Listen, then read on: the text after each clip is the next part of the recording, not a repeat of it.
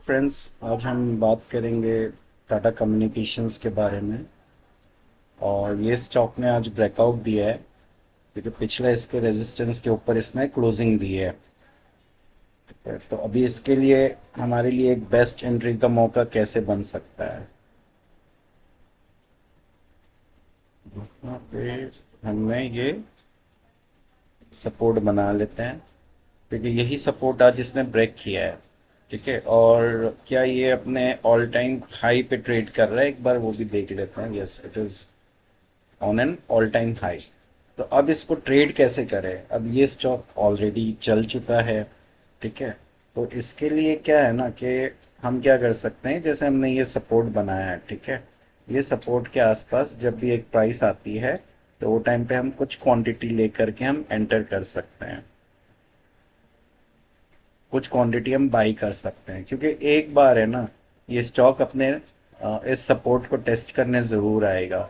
और यहाँ पे जो टेस्ट करके जो प्राइस निकल के आ रही है, दैट इज़ अबाउट, ये जोन है 2074 एंड 284, ऑलमोस्ट 10 रुपीज़ का एक जोन है ये।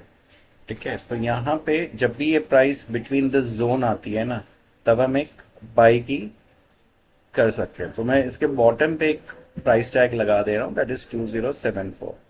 तो यहाँ पे इसको आने दो, फिर टेस्ट करने दो, फिर ये ऊपर जाने दो।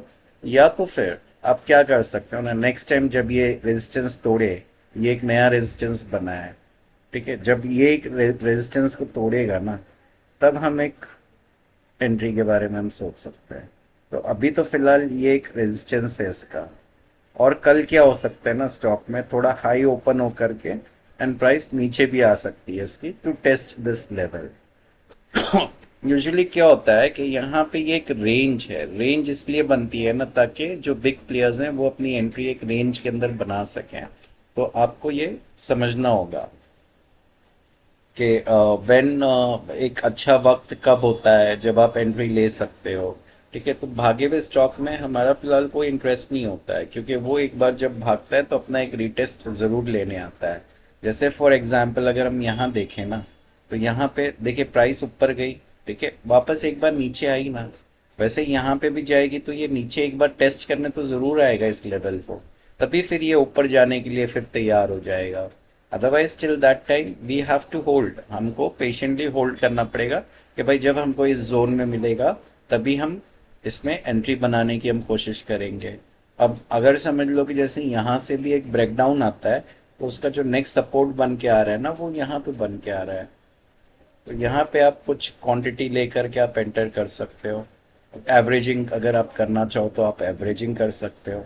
ठीक है, अगर जैसे आप यहाँ पे अगर एंट्री लेते हो तो आप ये कैंडल का एसएल रख सकते हो, आपका 2043, 2043 का आप एसएल रख करके and then you can aim for the high of this.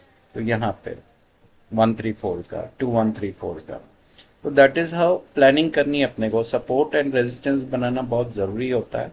And every time अब ज़्यादा ना बना करके ना, बेसिक से एक पहले बना लीजिए कि यहाँ पे कौन सा रेजिस्टेंस उसने तोड़ा है, और वही रेजिस्टेंस आपका सपोर्ट बन जाता है। और वो सपोर्ट बनने के बाद एक बार वो टेस्ट करने दीजिए उसको, रीटेस्ट अगर कर रहा है तो ठीक है, नहीं तो अगर चले जाए ऊपर तो कोई बात नहीं है, just leave it, forget that stock. आपको दूसरा स्टॉक मिलेगा जो कि एक बेसिक जो प्राइस एक्शन है उसको वो ज़रूर फॉलो करना है।